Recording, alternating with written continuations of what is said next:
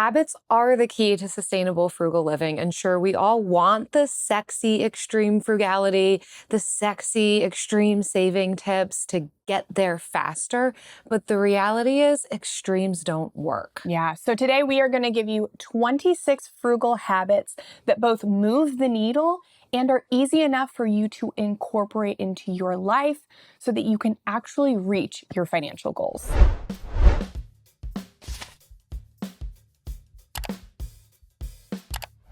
Welcome, Frugal friends. I'm Jen. I'm Jill.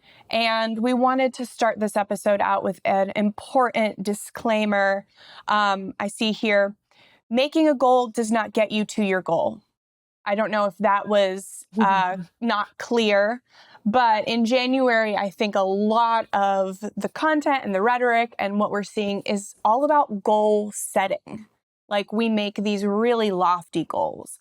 We want to change all these things, but that's not the point of having a fresh start, having a reset. We love that January gives us a fresh start for all these things. And we think goals are just like the tiniest part of it. It is truly the habits that will get you anywhere you want to go. And your goals can and will change. And so that's why we think it's so important to focus on the habits once you have the goal. Yeah, we have to take action in order to actually see progress towards these goals that we've set, which is why we've made a list of 26 options. And truly, these are options. We are not doing all 26 of these. We don't think you should do all 26 of these, but we want to give you a lot of examples of the types of habits that you can be setting in 2026 so you can pick what feels right for you. Mm-hmm. Unless your goal is to make a goal, then see you in 2027. Like, you've done it. You've done it. You don't need these habits. You already did the action. Let me know in the comments how that works for you, because I would love for that to be my goal. But instead, I'm going to be working on habits, and that's where I'm going to be setting my intentions in 2026, because I truly need this as well. So we've broken it down into different sections, and the first section is going to be all about food. Where can we make the biggest impact? Girl, you knew we were starting with food. We're hungry. You knew we were starting with food. We're mostly hungry, Mm-hmm. okay? So the first one is to plan meals around what you already have. We've talked about this in a lot of recent episodes. You can call it reverse meal planning, shopping your pantry first, put all kinds of words to it. Just look at what you already have in your fridge, pantry, freezer, and plan out your meals for the week around that. If you do this one thing, it could save you $600 to $12,000 a year and just ultimately help you to be able to use up what you already have, reduce food waste, and get more creative with what's already in your house. I mean, there was a week that I didn't actually have to go grocery shopping because I already had so much on hand already that I just needed to implement a little bit of creativity, a little bit in internet research to realize, here's all the meals that I can make around, what my pantry staples and some of the frozen veggies that I already have. So. And I love what you do is you take a picture of what's inside the fridge, what's inside the freezer, what's inside the pantry, and then you will go to the office. And then on your lunch break, instead of scrolling, you'll look at that so that you can shop from a visual. So you don't have to be at home when you're doing it. Yeah. Next is to keep 3 to 5 emergency meals at home. So these are like pre-made freezer meals. I love a meal prep. And so I will a pork tenderloin. I'll get a 3-pound pork tenderloin. I'm not going to eat all that in a week, but I will cook it all. And then I'll freeze half of it. And that way I have it immediately cooked. And last time I went to Publix, it was actually BOGO.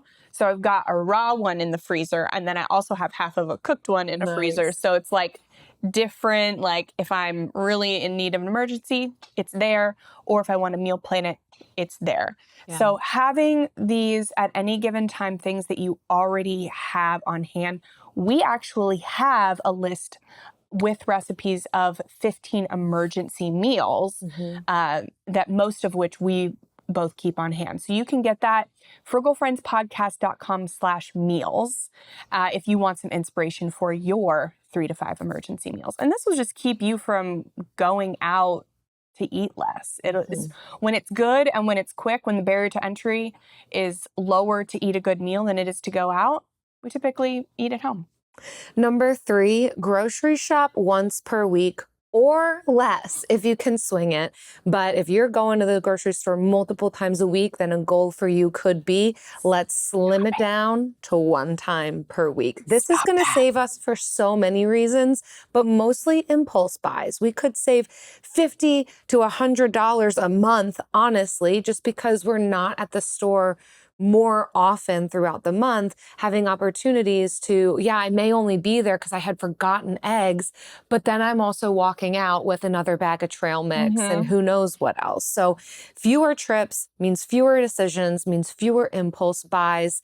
If you implement some of these other things, like shopping your pantry first, then you're less likely to need to keep running out to the store too. I went to the grocery store. I never go to the grocery store, but I went to the grocery store for that BOGO pork tenderloin and like BOGO chicken nuggies. And I walked out with $100 worth of items. Yes. And it gets the best of us. A lot of BOGOs, a lot of good deals, but a lot of money spent that I wasn't planning to spend. That's that's the struggle. That's how they get you in there. And that's why shopping your pantry is so important, because then you have to use those things that you've already like impulse bought and got a good deal on in the past. We actually have to utilize those things. Next is eat the same breakfast and lunch most days. Oof. So we both have pretty consistent sames for at least breakfast. And then for me, lunch, I will eat this spicy chicken tendies with some low-fat ranch and a tortilla, little romaine if I've got it. If I don't, I go without. That is my lunch easily 3 days a week. And if it's not that, then it's leftovers. And then for my breakfast, some Greek yogurt with a little bit of protein powder, honey, frozen fruit, like frozen strawberries or frozen mixed berries, because I'll make it the night before. So by the morning, they're all good and mushy and beautiful and ready for me to eat. Find what you like and time. realize that you don't actually need that much variety. You don't. It's fine.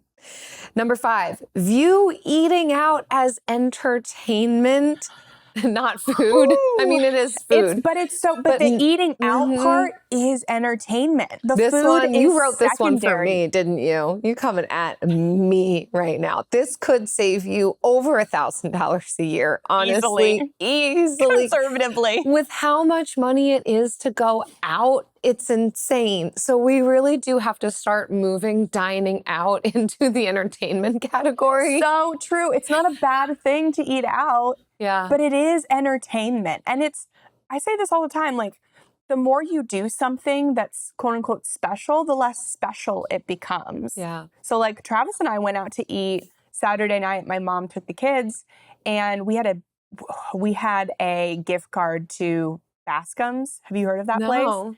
It is a very fancy steak restaurant. Yum. Yes, but each entree is $50. So like that gift card covered one plate. We still ended up paying like over $100 with tip for our entire meal.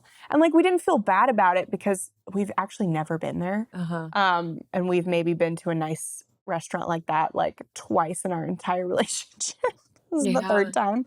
And so it was entertainment. Like I really soaked in every single part, like from where we were sitting to the view of the bar to all the other people, the Christmas decorations. Like I wanted to soak in everything. You had a night out. I was like, I'm never coming back here again. There is no tax bracket that can get me back in here again. And so it really made it special. Yes. Yeah. Oh, beautiful. Number 6, lower the barrier to cooking. My friends, let's make it easy. We don't have to be a chef in the kitchen, okay? We could just be a cook. It's fine. Yeah.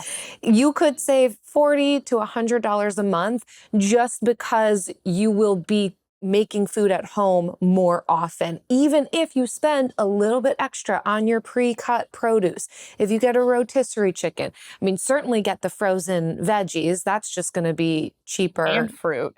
And it's already chopped up Yes. for you. There's so many reasons to do that.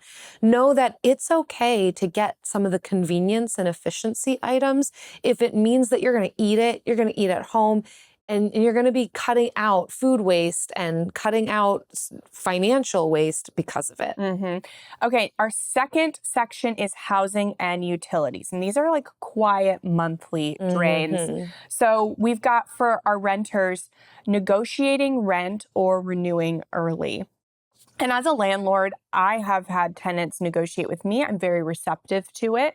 And as long as you're not mean or rude, like it usually works with me. And so no, I'm not the only landlord like that. Yeah. Never be nervous to negotiate and do it in a kind way. People, even before you sign your lease, you can negotiate. We negotiated our rent. We cut $500 a month off of it. And also recognize that every renewal, rent prices go up and down in any given area. So even though you may have been living somewhere for a couple of years, it is possible to pay less at your next lease renewal, depending on what rental prices are going for in your area. So it's worth it to look that up and do negotiation. This next one is one of my favorite, and I look at you guys all the time in the eyes almost every week, and I tell you, make the call. So number 8 is to negotiate internet, phone, and home or rental insurance annually.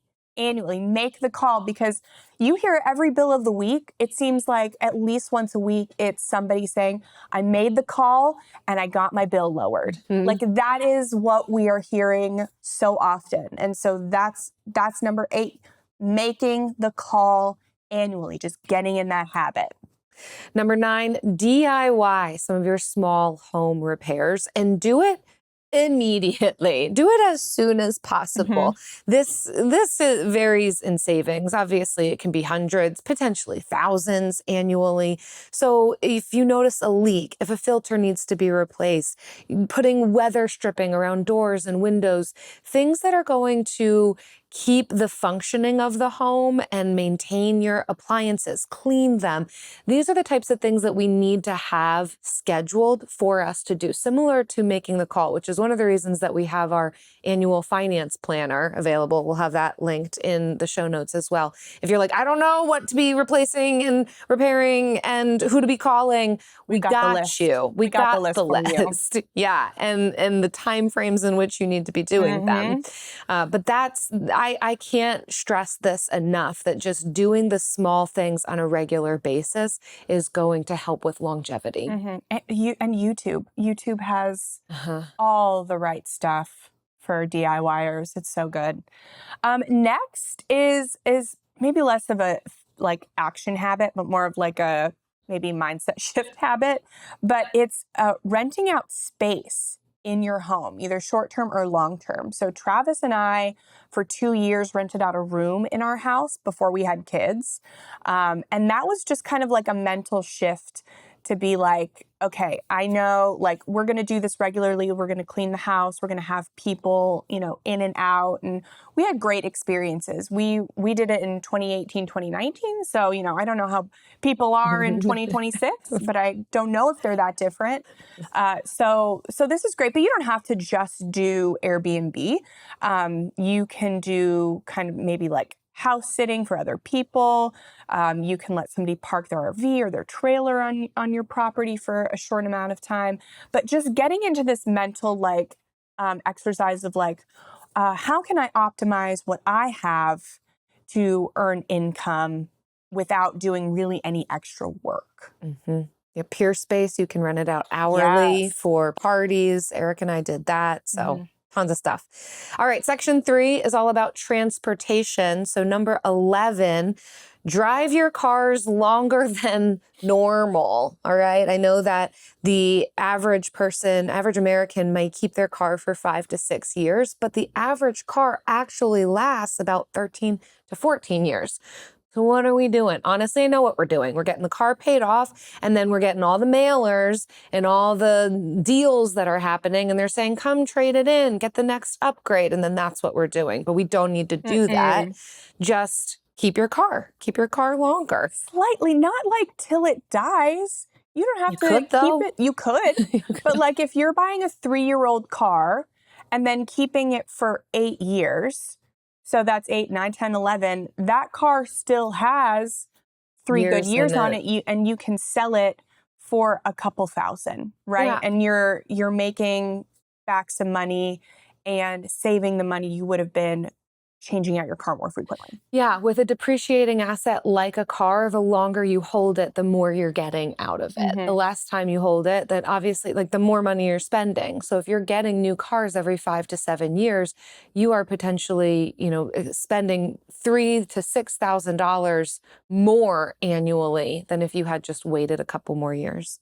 Next is to shop car insurance annually. And so this is, again, another make the call kind of habit, and doing that, setting that calendar reminder. Again, in our annual finance planner, we've got that, but it will save you $300 to $800 a year. And there's so many options for doing like usage-based car insurance and all of this stuff. It's just so worth it to annually check rates for car insurance and negotiate down if you can. Section 4 is all about shopping and spending systems. Yes. So our next tip, number 13, is use a 24 to 48 hour rule for your non-essentials. This is essentially helping us to cut down on our impulse spending. This is a massive leak for many of us, is just spending money we were not intending to spend. And so what we can do is to set that 24 to 48 hour rule. We can create a wish list instead of putting that item actually in the cart on the website. And anytime that we want something, we're scrolling, we see something we want, we're boredom shopping, we see something we want, put it on a list, a note in your phone that you can revisit after 24 to 48 hours. Do you still want it? Is it still going to make your life more efficient? Does it solve a problem that you actually have? Fine, do it. Honestly, I think there's more questions to be asking. Can I get it for free? Can I get it low cost? Can I get a deal? Okay, can I spend on it guilt-free? But creating that pause is going to help us to be able to ask these questions and reflect on, do I actually want to be spending money on this? Yeah. Next is to unsubscribe from retail emails, app notifications, and texts. So I don't think marketing emails and stuff are inherently bad. But if your biggest struggle right now is impulse spending, or one of your biggest struggles is impulse spending, then you do need to get all of them out of your life for a season, probably for a couple years. And then once you have, created these other good habits, then you can start to infiltrate them back. But you'll save hundreds of dollars per year by just not seeing the sale emails, not getting the sales texts, not getting the app notifications, delete the apps, okay? Like if you need something, you can go to the website on your desktop or laptop. So for a little while, get those things out of your life if that's something you struggle with. Number 15, decide where you will spend on guilt-free. This one's a little exciting. It's a little more indirect, but super powerful in that we're not just about restriction. We never have been. We spend money. We think spending money is great, good. We all spend money. Yeah, you earn it, spend it. We just have to know where we actually want to spend it. So being able to identify, I do want to be able to spend on, fitness things or quality food, but I'm not going to spend on decor or clothing or luxury handbags. You get to decide what the list is, but knowing exactly what we're saying no to because it's not fulfilling us in any way, then does free up. I can spend guilt-free on this, and it's going to lead to less impulse purchases long-term because we know that it's not ultimate deprivation. We are allowing ourselves some of these purchases, so it's far easier to cut out all this extra spending. Yeah. And these can be seasonal too. So like maybe I'm giving myself permission to spend guilt-free on clothing for the next 3 months. And then that time is done. My guilt-free spending has always and will always be iced coffee. But I do most of my iced coffee at home. Yeah. So when I'm out and I want a little treat, like once a week, I will get my iced coffee. And it's special. Keeps it special. Yeah. Next is buy used for high turnover items. So you can save easily 30 to 70+% on used items. And some things I get, yeah, you don't want to buy used, but like high turnover things, we can always buy used. So we're talking kids items, especially tools that are like really high quality, well made. We can do furniture, high quality, well made furniture, refurbished tech. You go to a place like Back Market or you get the refurbished like from the company, you can save 30%. And I mean, you can even do that for yourself, but if you're buying tech for your kids, especially, they don't deserve anything new. No. What did they do? They They don't didn't earn the deserve the money. latest model. What did they do? Huh? Did they save for it? No, you did. So they deserve refurbished. Number 17, keep a running list of need to replace items. So this can really help us to avoid panic purchases, panic buying because, oh no, we ran out, even though we saw it coming. We saw it coming. Right. Okay. So it helps us to replace intentionally instead of urgently. So this is from I would consider this everything from small appliances to the shampoo. You start to see that something is running low, add it to the list, add it to the list. And then as you're out and you can then keep an eye out for deals, then you can know, yeah, this is on the list. I need to buy it, need to replace it. Even the filters for your fridge, whatever it is, this will help us stay on top of it without needing our brains to be working overtime. We got a list for it. Yeah. All right. Section 5 is subscriptions and recurring costs. And this next one, this is a really good habit. So if you tuned out, come back for a second because we have all struggled with this. We have all failed and fallen short of the glory. Cancel before the free trial ends. Cancel immediately. That's the habit, right? You sign up for that Free trial and then you go immediately into your settings and you cancel. That company is typically still required to give you the full amount of your free trial, right? And if they don't, it's not a company you want to be paying for anyway. You just got to get out of there. But immediately, don't wait until the end. Go in and immediately cancel and then use out that free trial. And then if you want to, they'll probably send you a deal, like a recapturing deal for it. So try it out. But yeah, man, we need to stop paying for free trials. We sure do. Number 19, rotate your streaming services. Don't get mad at me. I'm just the messenger, okay? But we don't need all 10 of them. How many are there now? There's so many. There's so many. And they trapped us. I logged in to, what is it? Not Paramount, Peacock. And I had Peacock and I canceled it immediately. Like after I was like, okay, I'm going to do it for the year. Now I'm canceling. So immediately at the end of the year, it's not going to renew me. Yeah. I was smart. But then I logged in recently and I was like, I'm done. I don't have access to it. I can't watch SNL.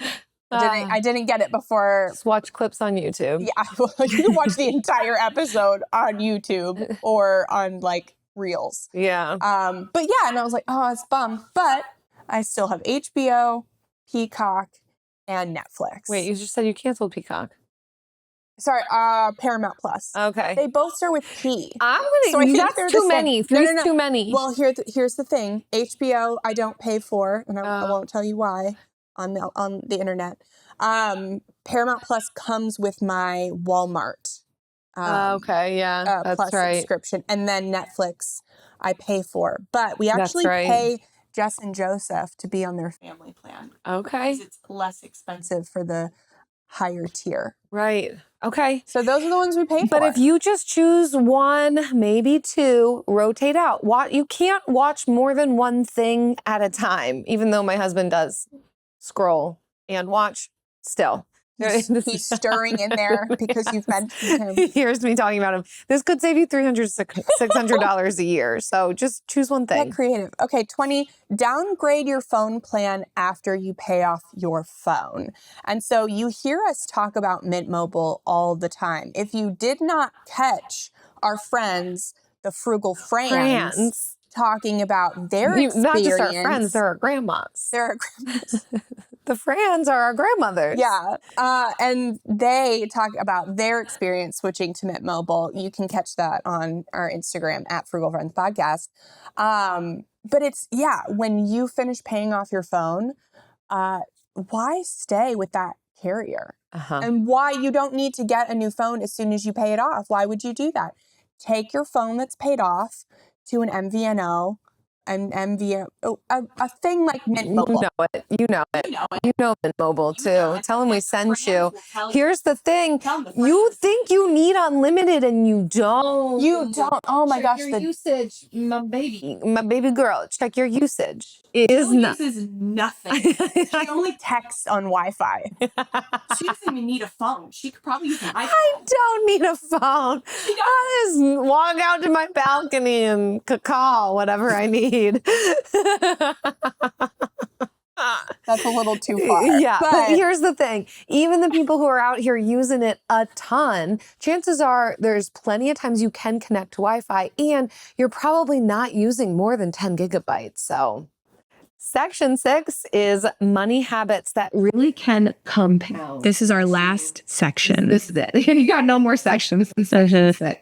Number 21 is automate savings on payday. You know when you get paid. We all know when we get paid. And that is the day we pay ourselves in savings.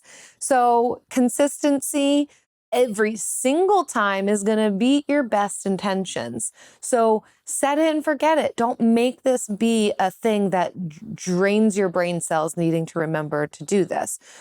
So whatever you can pull out, treat it like a bill. If it's $20, great. If it's $100, awesome. If it's more than that, do it. Automate it into your savings. We recommend a high yield savings account like the one at CIT, frugalfriendspodcast.com/CIT. Well, that leads us into 22, which is use sinking funds for predictable expenses. And so the automation, you will have to manually calculate how much you want to save each month, but then you can automate it. And you do want to use a sinking fund. Get in the habit of using sinking funds at a high yield savings account that's separate from your emergency fund and your regular checking. So it will be good for you to have a checking and savings account over here because usually your checking will have a low yield savings account attached to it. And then you've got your high yield savings account for your emergency fund that you don't touch, you don't look at, you pretend it's not there. And then you have another high yield savings account with all of your sinking funds. And you can have as many sinking funds in there as you want, but that is one that you will look more at. It won't have as much money in it probably as your emergency fund, but you will be spending money in and out of there more frequently. And so, yes, we love CIT, frugalfriendspodcast.com/CIT. And then you can also, if you go to Raisin, frugalfriendspodcast.com/Raisin, you can find a bunch of other high yield savings accounts, high yield money markets, and kind of pick one from that list to have whatever has the highest rates at the time to pick for your other savings account, your other sinking fund. Number 23, pay your bills annually, especially when they offer you discounts. Many times paying something for an entire year rather than monthly could save you 5 to 15% for that bill. So this is certainly insurance, particularly car insurance, subscriptions, whatever bills allow you to pay for the whole year. If you have it, if you've been doing some of those automatic savings and kind of living below your means, implementing all these other habits, this is a great way to be able to pay something up front, not have to worry about it month to month, and ultimately save yourself money. There is a caveat to this. Do not pay for an annual subscription that you do not know you will use for a year. Yeah. It is always better to pay more month to month for a few months to figure out if you're going to actually stick with using it. I know so much money is wasted because we want to get that deal. We want to pay less, right? We pick the annual plan, but we don't know we're not going to use it for more than 6 months. and so ultimately you spend more. Money. So when we're talking things about like insurance and stuff like that, we got to use it. We know we're going to use it. Pay annually. Things like apps, boxes, I don't know, all that stuff. Pay month to month for a little bit and figure out if it is something you want to do for a full year. Next is negotiate medical bills. Oof. Never, ever get a medical bill and pay it before negotiating it or seeing if you can get some kind of care discount or forgiveness. So we always go back to our episode with Jared from Dollar Therefore, who runs a nonprofit that helps people in eligible income brackets get care and forgiveness from a hospital. And if that's not available, then you can still negotiate, even if you're not eligible for like customer care discounts or forgiveness. But you should never be just paying a medical bill initially upfront full price, specifically hospital. I mean, even in that episode, even if you're not eligible because of how much you earn annually, it still is important to understand some of the terminology that you need to be asking for. So the types of bills and breakdowns and CPT codes and the types of errors that you can be looking for on a bill, so that it's not even just about negotiating. It's also about making sure that the bill is accurate, because it's something wild, something like over 80% of the time there are medical billing. Yes. And experts agree. We've asked people and they're like, yep, that is correct. So definitely check out our episode on how to lower your medical bills. It is Something, a skill, a knowledge that everyone should have. Agreed. Okay, number 25, track your spending weekly. We're not talking about obsessively, but it is really important for us to get a good handle on what our habits currently are to be able to know what needs to shift here anyhow. Where am I primarily impulse spending? Where are those money leaks that I might not have been aware of if I hadn't have been tracking regularly? And so this is a habit that I do think we could do for at least a solid year, just to really get a sense of how we move through the seasons, what happens to our money at different points in time during the highs and the lows and the busyness or the boredom. So this really prevents that drift that can happen. It can help prevent unnecessary lifestyle inflation. It can help decrease some of our impulse spending.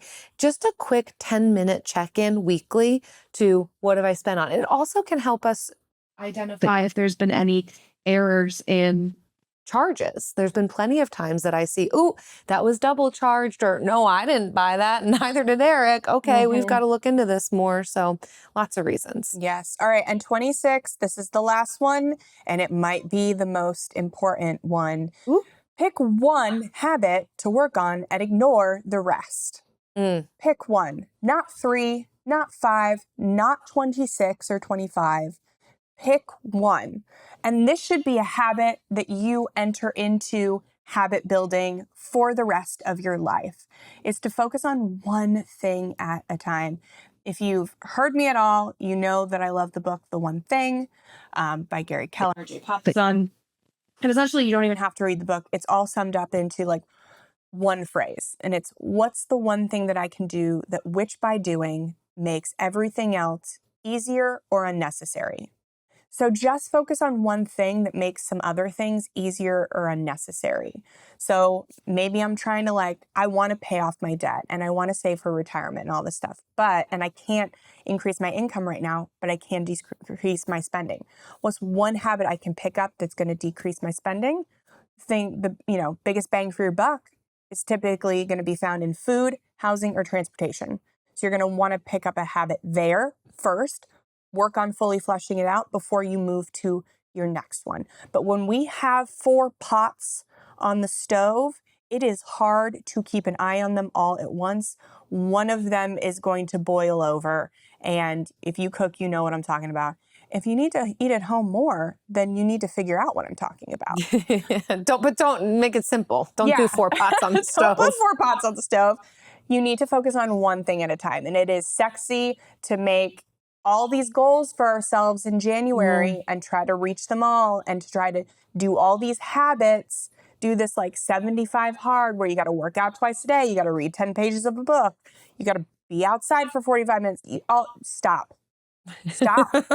Stop doing the sexy things. Stop doing the social media things. Stop doing what you see online and just focus on one boring thing. Yeah. Do that for a couple weeks, really nail it, and then you can add something else. Because the sexy thing just leads to the sad thing. Let's be honest. You know, we think it's sexy and then we're words sad. have never been spoken. Yeah. Yeah. That's how- I think I landed on my bumper sticker just now. Because we think we doing it and then we get to the other side and we didn't do it. And now we just sad. Now we're sad. You know what? One thing I'm going to focus on though, and it is not sexy. It's never going to make you sad. The bill of the week.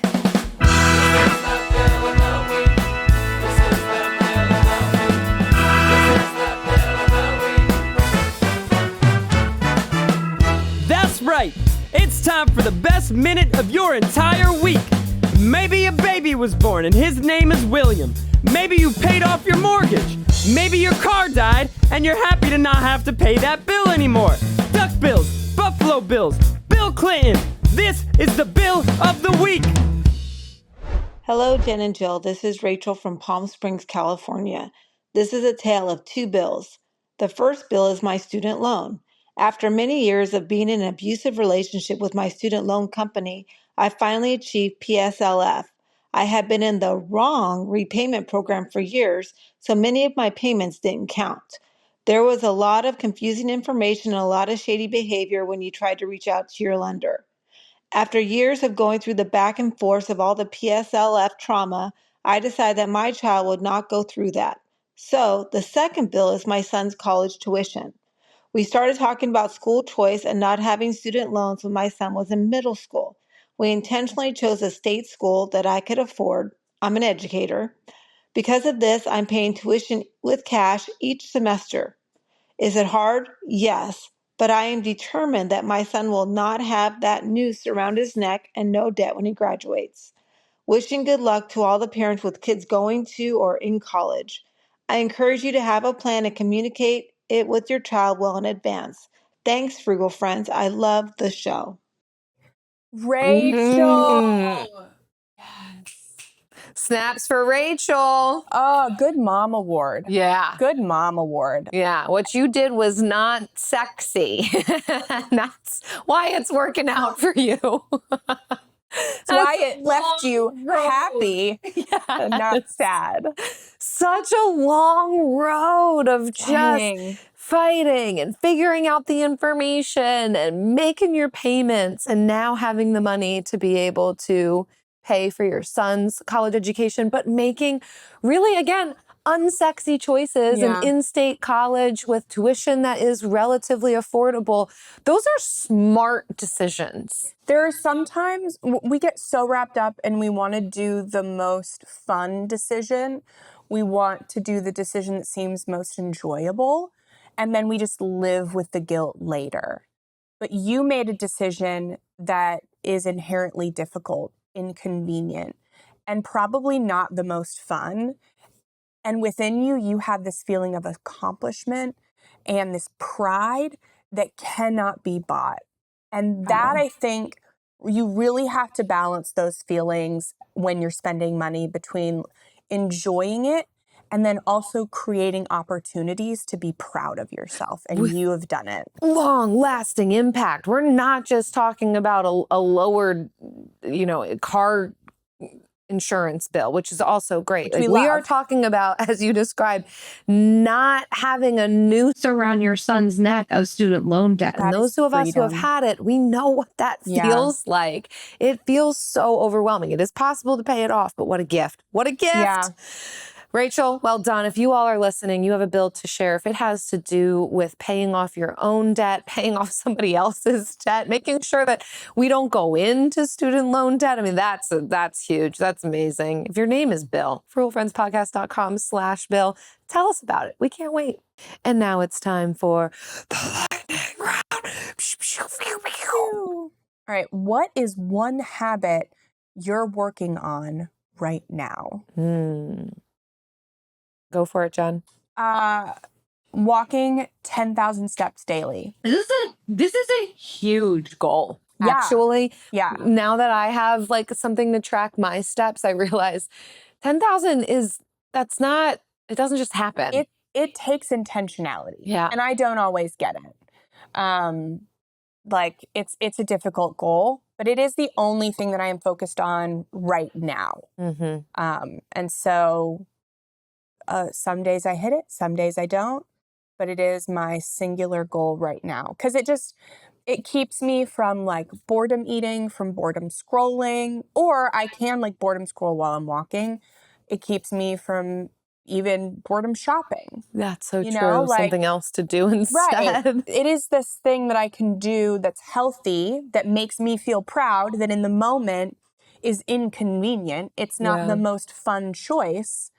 But when I make it, then I am proud of myself. And I have a feeling that I could not have gotten by like vegging out or buying something. Yeah. For me, it's eating breakfast daily. I was just not previously in a good habit of it. I used to just have a cup of coffee in the morning, and that was that. Now I don't drink coffee anymore. Sometimes, and then I got in the habit of a smoothie. But in my own nutrition journey, I've realized that's not calories. Like that's not enough to sustain me. And breakfast is one of the most important meals, like the most important meal, really.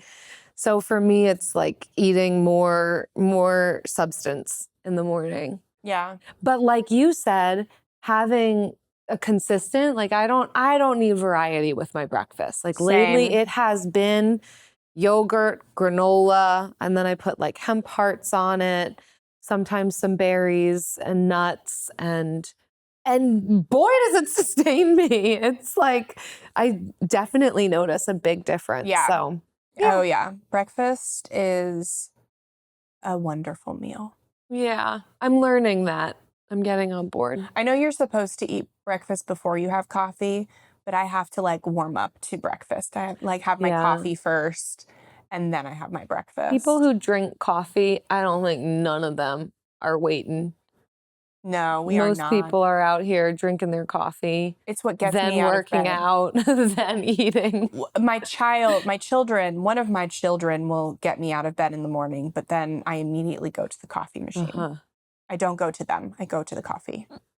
So that's our goals. We would love to hear, what is your goal that you are working on right now? What is your one habit, not goal, sorry, I misspoke. What is your one habit that you are working on right now? That one thing. Please let us know in the comments so that we can like rally with you and be excited for you. So thank you so much for listening or watching, and thank you for your comments. Thank you for subscribing to the YouTube channel. It is so helpful. If you've read our book, Buy What You Love Without Going Broke, thank you for leaving your reviews there on Amazon and other places. Like this one from Emma. It's 5 stars. It says, "This was an incredible book and perfect for my financial goals. I'm a very impulsive buyer and I get a huge dopamine rush from purchasing, especially purchasing things I love. I'd slowly reduce spending, and this book gave me even more ideas how to shift my thoughts on stuff, not to mention how to reset our dopamine system. While I really find my monetary values align closely with Dave Ramsey, I like what these ladies discuss. Finding different teachers for different seasons of life is true." So listening to them was a great way to learn new skills. That's awesome. Thanks so much, Emma, for reading the book. Thanks for all of you for listening. If you have interacted with us in any way, if you're watching, subscribe, comment, tell us what your goals. If you've read the book, leave a review. If you're listening to the podcast, leave us a review wherever you're listening. These are all the free ways that really do help us keep coming at you with more free content. Bye.